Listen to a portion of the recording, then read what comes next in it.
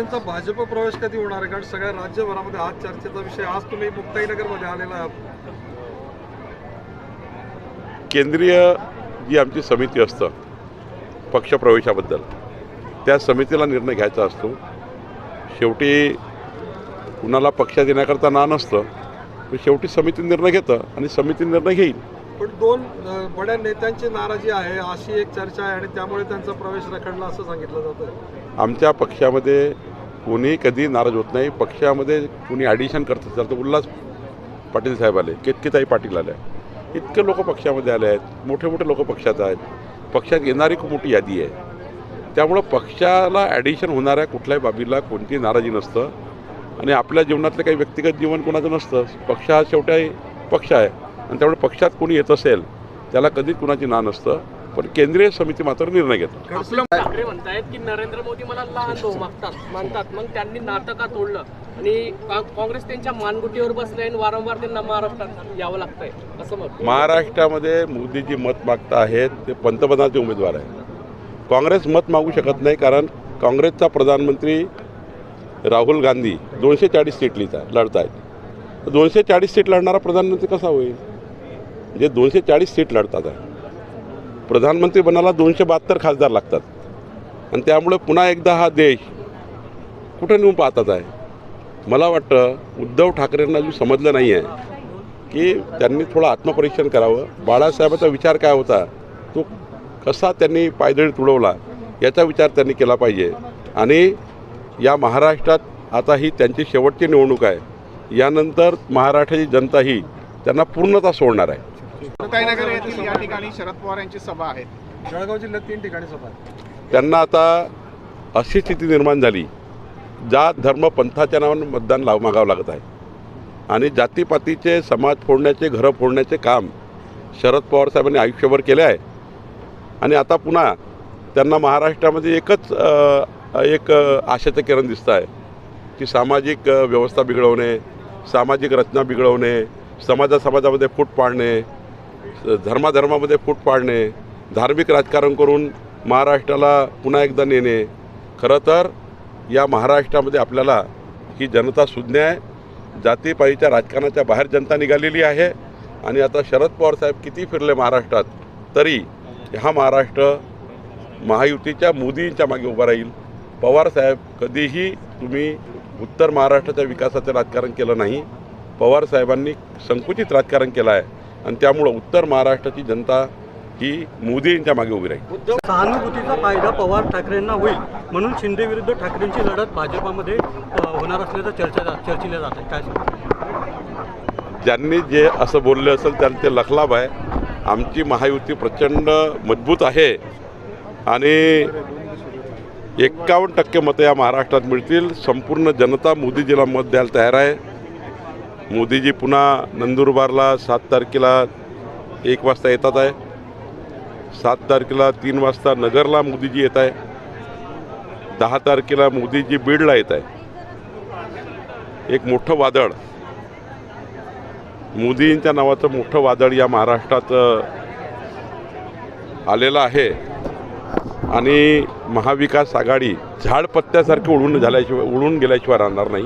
राज्यात 15 पैकी 13 ठिकाणी मशाल विरुद्ध धनुष्यबाणाचा हिंदुत्ववाद ज्या उद्धव ठाकरेंनी सोडला, हिंदुत्ववादाची लढाई सोडली, अफजल खानाच्या कब्रला सुशोभित करणे, याकूब मेननच्या कब्रला सुशोभित करणे, हे सारे कामं उद्धव ठाकरेंनी केले. उद्धव ठाकरेंनी हिंदुत्व सोडलं. स्वातंत्र्यवीर सावरकरांचा अपमान होताना बघितला. उद्धव ठाकरेंनी सनातन हिंदू धर्माला संपवण्याची भाषा करणाऱ्या उदयनिधी स्टॅलिनचा हात पकडला. उद्धव ठाकरेंनी स्वतः मुख्यमंत्री होण्याकरता, मुलगा मुख्यमंत्री होण्याकरता काँग्रेसचे विचार स्वीकारले आणि काँग्रेसचा जाहीरनामा उद्धव ठाकरेंनी मान्य केला. काँग्रेसचा जाहीरनामा गोवंश हत्याला सपोर्ट करतो आहे आणि गोवंश हत्याला सपोर्ट करणारा जाहीरनामा उद्धव ठाकरेंनी मान्य केला आहे. त्यामुळे उद्धव ठाकरेंना आता बोलण्याचा काही अधिकार राहिला नाही. 100% मोदीजींच्या या वादळामध्ये महाविकास आघाडी ही या निवडणुकीत तुम्हाला दिसणार नाही आणि प्रचंड मोठी मोदींच्या नेतृत्वातलं यश या महाराष्ट्रात मिळणार आहे. त्यामुळे आता उद्धव ठाकरे यांची मानसिक स्थिती ही जी कमजोर झाली आहे, त्यांचं मुख्यमंत्रीपद गेलं, त्यांचं मंत्रीपद गेलं, सत्ता गेली आणि सत्तेसाठी हपापलेले लोक हे पुन्हा या महाराष्ट्रातल्या जनतेच्या उराव येऊ पाहतात आहे. पण महाराष्ट्राच्या जनतेलाही कळतं आहे की या महाराष्ट्राच्या 14 कोटी जनतेला 16 तास काम करणारा नेता पाहिजे. जो मुख्यमंत्री 16 तास 18 तास महाराष्ट्राकरता देईल अशा मुख्यमंत्र्याची गरज असतं. पण महाराष्ट्राने असा मुख्यमंत्री बघितला उद्धव ठाकरे नावांचा की ज्यांच्या खिशात पेन नाही, जे कधी मंत्रालयात 2 दिवसाव्यतिरिक्त आले नाही. 2.5 वर्षात 2 दिवसच ते विधानमंडळात आले. कधी त्यांनी उत्तर महाराष्ट्र आणि कुठल्याही जळगावच्या विकासाकरता हातभार लावला नाही. शेतकरी शेतमजुराला वाऱ्यावर सोडलं. कोरोनाच्या संक्रमणामुळे उद्धव ठाकरे पडून गेले. त्यामुळं उद्धव ठाकरेंचा हा नकारात्मक एक संदेश जनतेमध्ये आहे आणि लोकनेता म्हणून उद्धव ठाकरे कधी जनतेमध्ये वावरले नाही, कधी होते नाही. त्यांनी माननीय हिंदू हृदय सम्राट बाळासाहेब ठाकरे यांच्या जे काही त्यांनी कमवलेले मूल्य होते त्याच्यावर राजकारण केलं. पण आता लोकाला कळलं आहे की जे बाळासाहेबाला अपेक्षित नव्हतं ते उद्धव ठाकरेंनी केलं. बाळासाहेबांनी सांगितलं होतं की काँग्रेस पार्टीशी ज्या दिवशी जावं लागेल त्या दिवशी मी दुकान बंद करून टाकेल. आता उद्धव ठाकरेंनी काँग्रेससोबत दुकान उघडलं. त्यामुळं बाळासाहेबाच्या विपरीत विचारावर उद्धव ठाकरे काम करतात आहे. त्यामुळं महाराष्ट्राची जनता उद्धव ठाकरेंना मदत करणार नाही. उद्धव ठाकरेच्या मशालला मत देणं म्हणजे राहुल गांधीला मत देणं आहे. उद्धव ठाकरेच्या मशालला मत देणं म्हणजे काँग्रेसला मत देणं आहे. हे जनतेला समजलं आहे. उद्धव ठाकरेला मत देणं म्हणजे गोवंश हत्याला मत देणं आहे, असं स्पष्ट मत या महाराष्ट्रात झालं आहे. राज्यात पण मुंबईमध्ये संजीव नाईक यांची उमेदवारी दिल्याने अनेक भाजप कार्यकर्ते राजीनामे देत असल्याचं पाहायला मिळत आहे. काही नाराजी राहतं. प्रत्येकाला वाटतं की निवडणूक लढली पाहिजे. ठाणेमधल्याही पदाधिकाऱ्यांना आग्रह होता की ही सीट भाजपाकडे यावी.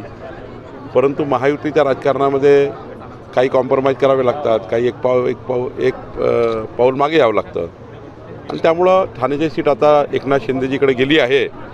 भारतीय जनता पार्टीचे कार्यकर्ते थोडे नाराज असतील, त्यांना आम्ही समजूत काढू. हरेश मस्केंना देण्यात आली उमेदवारी तरी नाराजी व्यक्त केली. नाही, आता नाराजी व्यक्त होत असतं. प्रत्येक ठिकाणी थोडी नाराजी असणार, कारण प्रत्येकाकडे सक्षम उमेदवार आहे, प्रत्येकाकडे सक्षम संघटना आहे. त्यामुळं आमचं संघटन ठाण्यामध्ये मोठं आहे. त्या ठिकाणची परिस्थिती प्रचंड संघटनेची मजबूत आहे. असं असताना शेवटी महायुतीचा धर्म आम्ही पाळला आणि एकनाथ शिंदेजी यांचं मुख्य ठिकाण जे आहे, त्यांचा मूळ जिल्हा जो आहे तो ठाणे जिल्हा आहे आणि मूळ जिल्ह्यातली ठाणे जिल्ह्याची सीट असल्यामुळं एकनाथजीचा आग्रह आहे की ती सीट त्यांनी लढावी.